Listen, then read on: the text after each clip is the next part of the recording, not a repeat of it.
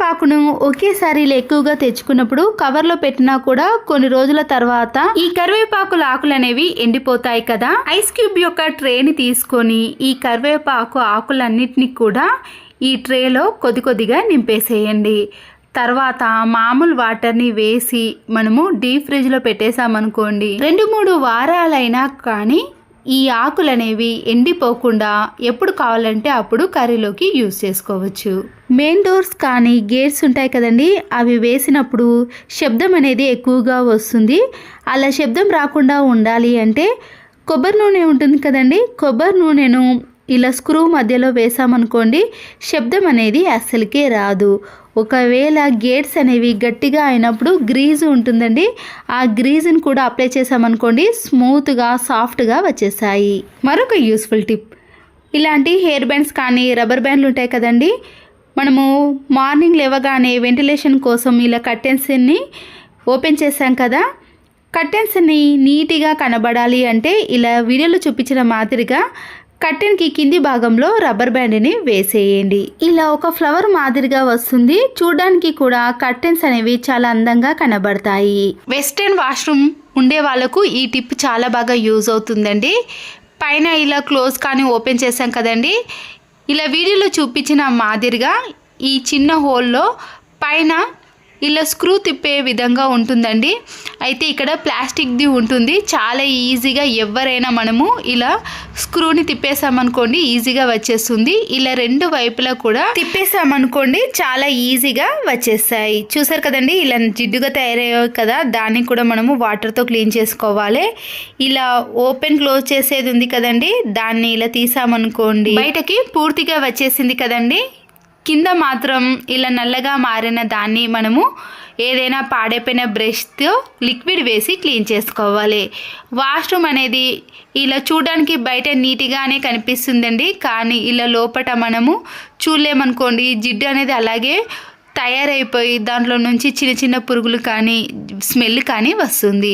దీన్ని కూడా మనము ఇలా తిప్పేసి నీట్గా క్లీన్ చేసుకున్నాం అనుకోండి, వాష్రూమ్ అనేది ఎప్పుడు చూసినా కూడా చాలా నీట్గా క్లీన్గా ఉంటుంది. తరువాత మనము వాటర్తో క్లీన్ చేసుకున్నాం అనుకోండి, చూసారు కదండి ఎంత జిడ్డు పట్టిన దాన్నైనా ఇలా షాంపూతో క్లీన్ చేసుకున్నాక మంచి సువాసనతో పాటు నీట్గా కనబడుతుంది. ఈ స్క్రూస్ని కూడా నీట్గా శుభ్రం చేసిన తర్వాత ముందుగా వాష్రూమ్ అనేది ఎలా ఉండేనో అలా సెట్ చేసుకుంటే సరిపోతుంది.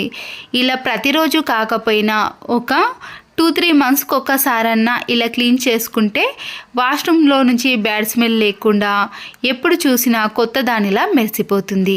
మరొక టిప్, డస్టర్ ఉంటుంది కదండి, ఒకవేళ డస్టర్ లేని ప్లేస్లో మీ దగ్గర స్పాంజ్ స్క్రబ్బర్ ఉన్నా పర్వాలేదండి. విండోస్ కానీ స్లైడింగ్ డోర్స్ కానీ ఇలా వర్షం పడ్డప్పుడు డోర్స్ అనేవి ఇలా జిడ్డుగా తయారవుతుందండి, దుమ్ము అనేది ఎక్కువగా పడుతుంది. మనము వాటర్తో క్లీన్ చేసామనుకోండి మురికి అనేది ఇంకా ఎక్కువగా అవుతుంది, కానీ నీట్గా క్లీన్ అయితే కాదు. క్లాత్ కంటే ఇలా ఒక పొడి డస్టర్ని తీసుకొని డస్ట్ మొత్తాన్ని కూడా ఒక దగ్గరికి చేర్చాలి. క్లాత్తో క్లీన్ చేసామనుకోండి మళ్ళీ ఆ క్లాత్ని సోప్ పెట్టి వాష్ చేయాల్సిన పని అయితే ఉంటుందండి.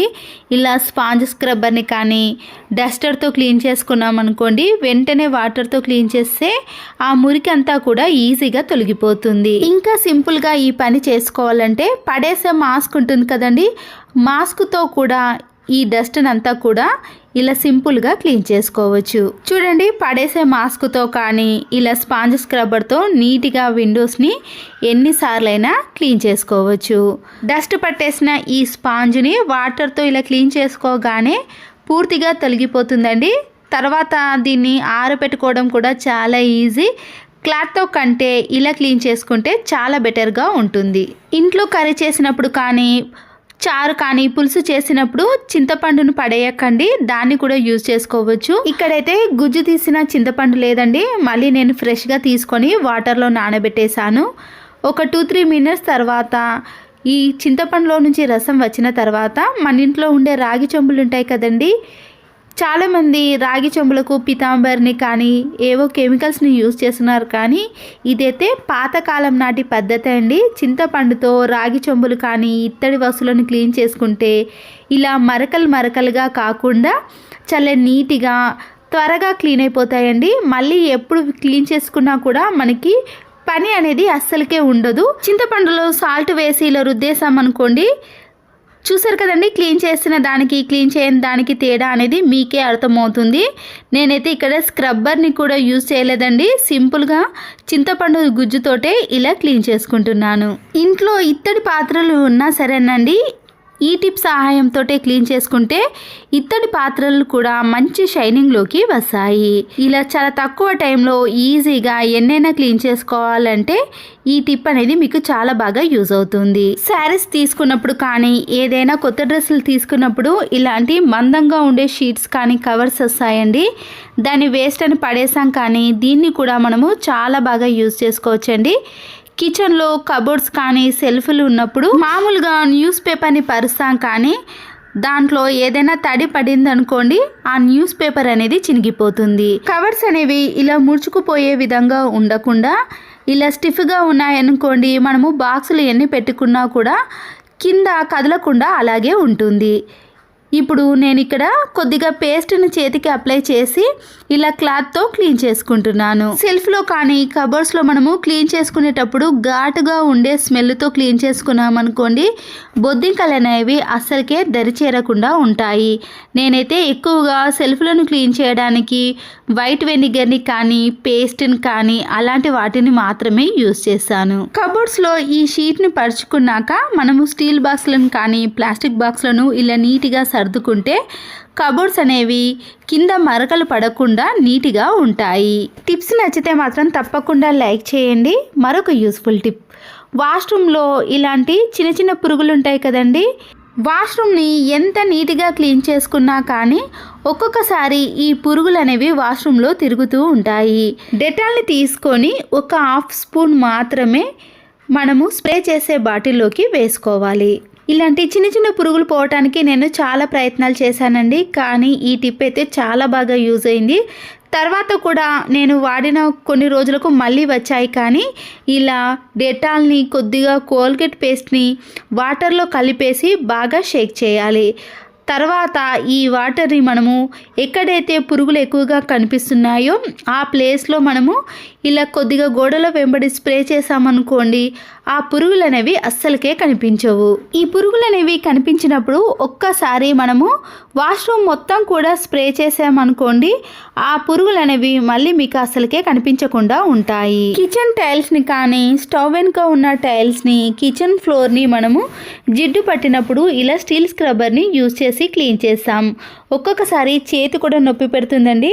అలాంటప్పుడు ఇలా పాడైపోయిన ఒక సాక్స్లో కానీ లేదా ఏదైనా కవర్ని వేసుకొని క్లీన్ చేసామనుకోండి, చేతికు ఇలా రఫ్గా తాకకుండా నీట్గా మనము ఎంతసేపు రుద్దేసినా కూడా మన చేతులు అనేవి నొప్పి పెట్టకుండా ఉంటాయి. కిచెన్లో మాత్రం ఇలా చిన్న వైపర్ స్టిక్ని యూజ్ చేసుకోవాలండి, చాలా పని అనేది తగ్గిపోతుంది.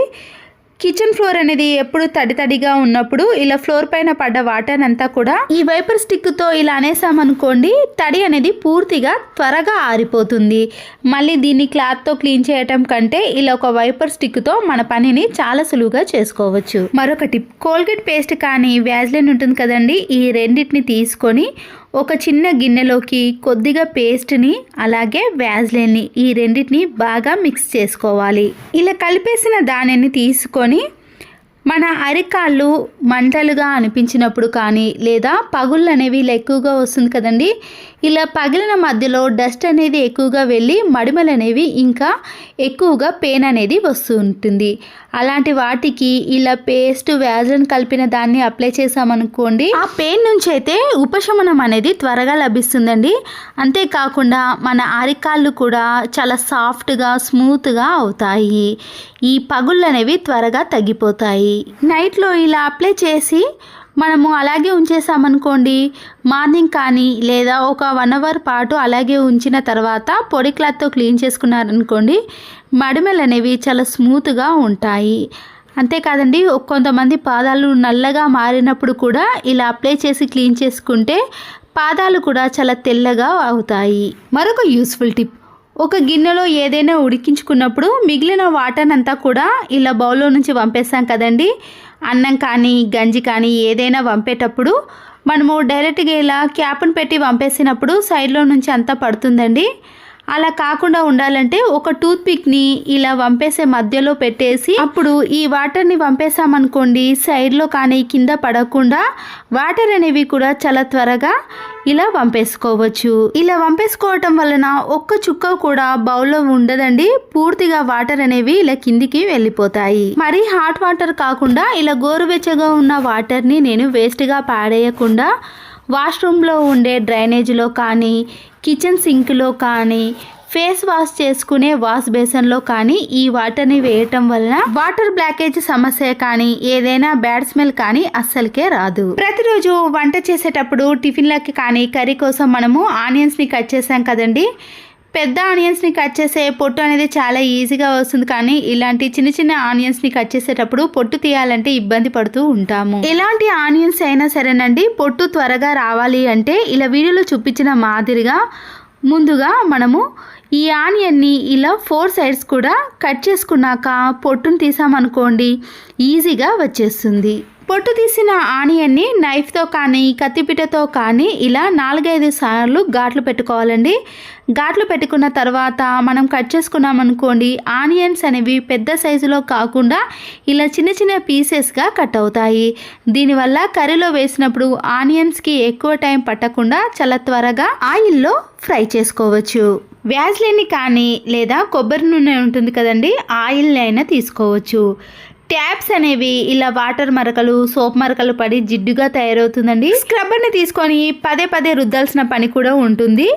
అలా కాకుండా ఉండాలంటే క్లీన్ చేసిన వెంటనే వ్యాజ్లిన్ కానీ కొబ్బరి నూనెని కానీ అప్లై చేయాలి. దీనివల్ల వాటర్ మరకలు సోప్ మరకలు అనేవి పడకుండా తక్కువగా ఈజీగా క్లీన్ చేసుకునే విధంగా ఉంటాయి. లేదా క్లీన్ చేసుకునే ముందే ఇలా వ్యాజ్లిన్ని అప్లై చేసి ఆ తర్వాత క్లీన్ చేసుకున్నా కూడా దానిపై ఉండే వాటర్ మరకలు సోప్ మరకలు అనేవి ఈజీగా తొలగిపోతాయి. ట్యాప్స్ పైన ఇలా వ్యాజ్లిన్ అప్లై చేయటం వలన వాటర్ కానీ సోప్ అనేది కిందికి జారిపోయి మరకలు అనేవి కాకుండా ఉంటాయి. ఇంట్లో ఉండే ఇలాంటి చిన్న అద్దాలు కానీ పెద్ద సైజులో ఉండే అద్దాలు ఏవైనా సరేనండి, వాషింగ్ ఏరియాలో ఉండే అద్దాలైనా సరేనండి, ఇలా మరకలుగా అనిపించినప్పుడు వైట్ వెనిగర్ ఉంటుంది కదండి, దానిపై కొద్దిగా అప్లై చేసి ఒక పొడి క్లాత్తో క్లీన్ చేసుకోవాలి. ఇలా క్లీన్ చేసుకోవడం వలన ఎంత జిడ్డు పట్టిన మరకలనైనా ఈజీగా క్లీన్ చేసుకోవచ్చండి.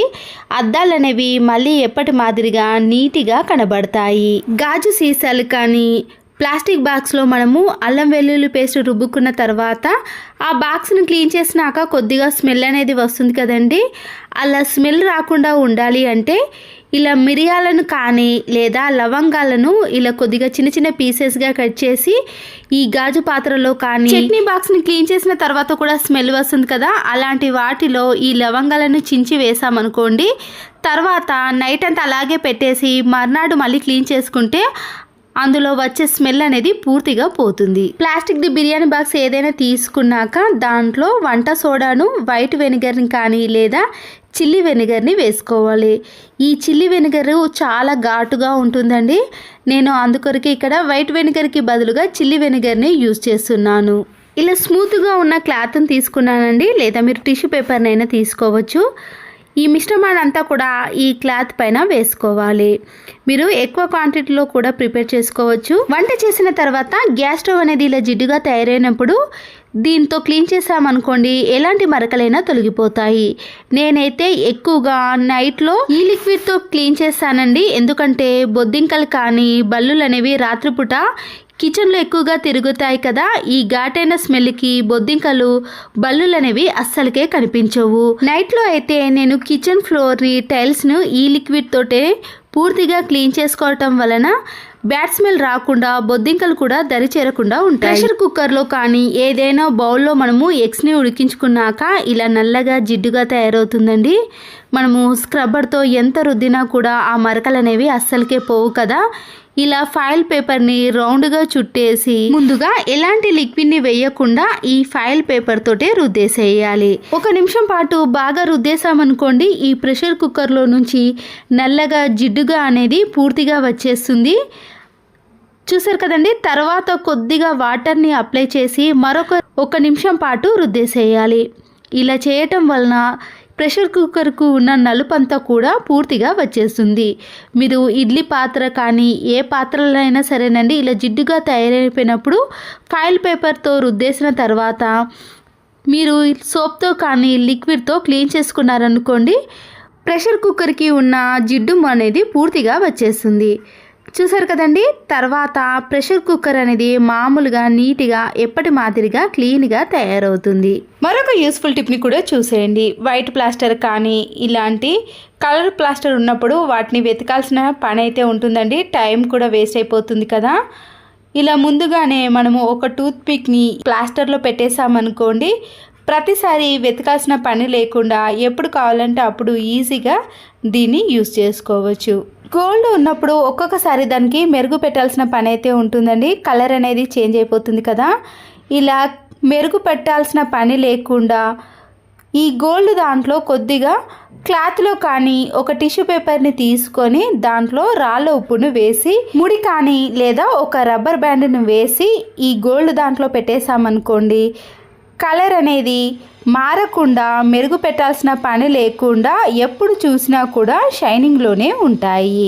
ఈ టిప్స్లో మీకు ఒక టిప్ నచ్చినా కానీ లైక్ చేసి సబ్స్క్రైబ్ చేసుకోండి ప్లీజ్. మరొక యూస్ఫుల్ టిప్, ఖాళీ అయిన అగ్గిపెట్టెలు ఉంటాయి కదండి, మధ్యలోకి ఇలా రెండుగా కట్ చేసి మిగిలిన భాగాన్ని తీసేసిన తర్వాత ఈ అగ్గిపెట్టె మధ్యలో పెన్సిల్ చెక్కే షార్ప్నర్ ఉంటుంది కదండి, దీంట్లో పెట్టేసేయాలి. ఇంట్లో కానీ పిల్లలు బ్యాగ్లో అంతా చెత్త నింపకుండా ఉండాలి అంటే అగ్గిపెట్టె మధ్యలో షార్ప్నర్ని పెట్టేసి పిల్లలు ఎన్నిసార్లు చెక్కినా కానీ పొట్టు అనేది అస్సలకే పడదండి.